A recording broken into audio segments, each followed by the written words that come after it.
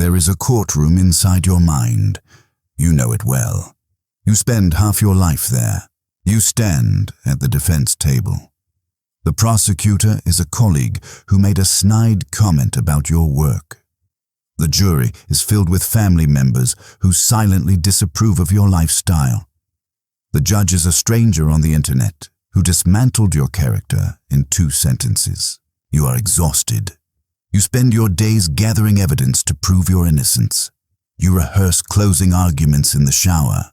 You replay conversations at 3 a.m., tweaking your tone, refining your defense, desperate to prove that you are good, that you are competent, that you are worthy.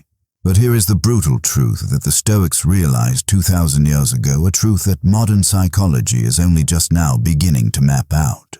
The trial is a sham. You are not the defendant. You are not even in the room. What you are experiencing, that piercing feeling of being perceived, categorized, and dismissed, is not an observation of your reality. It is a projection of theirs. We walk through life assuming that human eyes are like cameras recording objective truth. We believe that when someone looks at us, they see us. But they don't. They see a reflection of their own history, their own fears, and their own unhealed wounds. When the world hands you a verdict, it is rarely about your crime. It is almost always about the judge's insecurity. Today, we are going to dismantle the courtroom. We are not going to learn how to win the jury over. We are going to learn how to walk out of the building. Let's look at the mechanics of judgment. Not the polite feedback of a mentor, but the visceral character-assassinating judgment that keeps you small. Why does it happen? In psychology, there is a concept often shadowed by the term projection. It suggests that humans have a difficult time holding on to their own negative traits. A person who is deeply terrified of their own weakness cannot bear to see it in the mirror. So they cast it out. They look for it in others. When someone points a finger at you with visceral intensity, they're usually trying to exorcise a demon from their own psyche.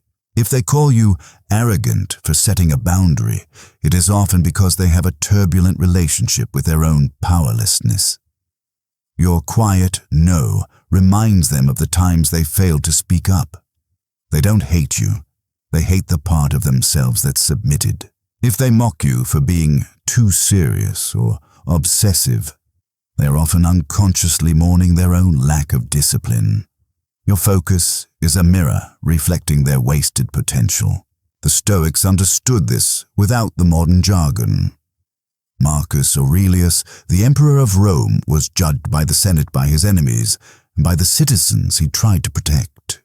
He wrote to himself, almost as a reminder of sanity. The things you think about determine the quality of your mind. Your soul takes on the color of your thoughts. But the inverse is also true. The judgments of others take on the color of their souls. When a person looks at you through a lens of envy, you will look like a villain. When they look at you through a lens of fear, you will look like a threat. You are the same person in both scenarios. The variable is not you. The variable is the prescription of the glasses they are wearing. Judgment is not a definition of the observed. It is a confession of the observer. Let's go deeper. We need to dissect 3 specific types of judgment you will face and the hidden psychological machinery behind them. The most common form of judgment comes from those who have followed the script. The script of society, of family, of how things are done. When you deviate, when you choose a different career, a different way of living, or a stoic path of emotional regulation, you become a terrifying anomaly to them.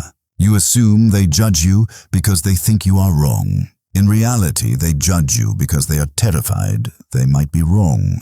If your unconventional life works, it invalidates their sacrifice.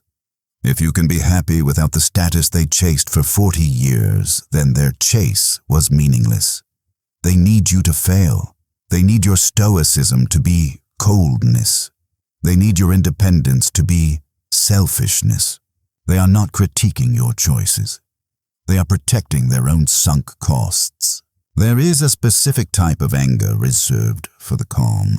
Have you ever remained silent during an argument only to have the other person become more enraged? They scream, "Say something, fight back." Why? Because your composure denies them the conflict they need to distract themselves. Epictetus taught that we must distinguish between what is up to us and what is not. Other people's emotions are not up to us, but when someone is drowning in their own chaos, they want to drag you into the water. They want you to yell. They want you to break. If you break, you validate their chaos.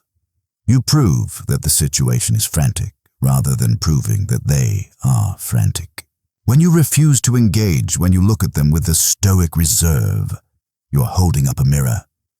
In your silence, all they can hear is the echo of their own screaming, and they hate you for it. Not because you did anything, but because you refused to help them hide from themselves.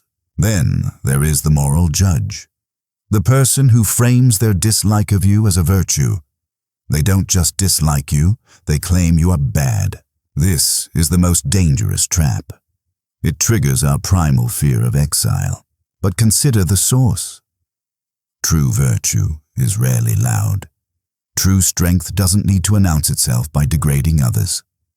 The person who loudly proclaims their moral superiority by dissecting your flaws is performing a play. They are the actor, the script writer, and the audience. You are just a prop. If you weren't there, they would find another prop.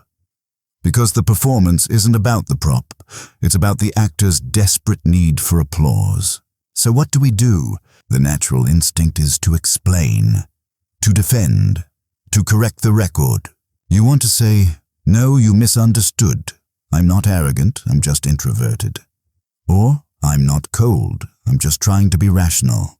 This is the trap. When you defend yourself against a projection, you validate the projection. You accept the premise that you are on trial. You accept that they have the authority to judge you. There is a term in psychology called jade justify, argue defend, explain. We do this when we feel unsafe. It is a fawn response, a submissive attempt to get the predator to stop hunting us. The Stoic does not jade. The Stoic accepts that they will be misunderstood. In fact, the Stoic expects it. If you are truly walking a path of inner wisdom, you will be alien to many people. You will speak a language they do not speak.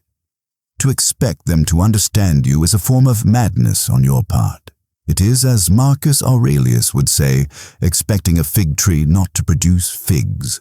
You must become comfortable with being the villain in other people's stories.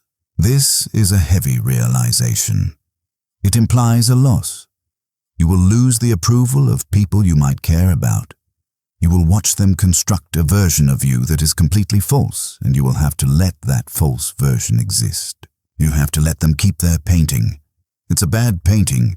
It looks nothing like you, but it is theirs to keep. How does this look in practice? Imagine you're a stone in the river. The water rushes over you. It might be clear water, it might be mud, it might be hot, it might be freezing. The stone does not ask the water to be different. The stone does not argue with the current. The stone remains stone. When someone judges you, visualize their words as the water. You are selfish. Water. You think you're better than everyone. Water. You are a failure. Water. The words touch the surface, but they do not penetrate the core. Your character, your prohairesis, your moral will is the stone. It is the only thing that is truly yours. Their opinion of the stone changes nothing about the density, the weight, or the reality of the stone. This is not about developing a thick skin. Thick skin implies you are calloused and numb. This is about knowing the difference between the map and the territory. They are holding a map drawn in crayon, insisting it represents the landscape of your soul. You are standing on the actual terrain. Why would you argue with the person holding the crayon? There is a freedom on the other side of this, but it is a lonely freedom. It requires you to give up the hope that everyone will see your good intentions. It requires you to accept that to some you will be a disappointment, to others a threat, and to many a mystery they cannot solve. The next time you feel the weight of judgment, pause. Do not look at yourself. Look at the judge. See the pain behind their gavel. See the fear behind their sentence. See the confession in their accusation. And then quietly, without malice and without a word, realize that you don't have to attend the trial. You can simply go back to your work. The court is adjourned.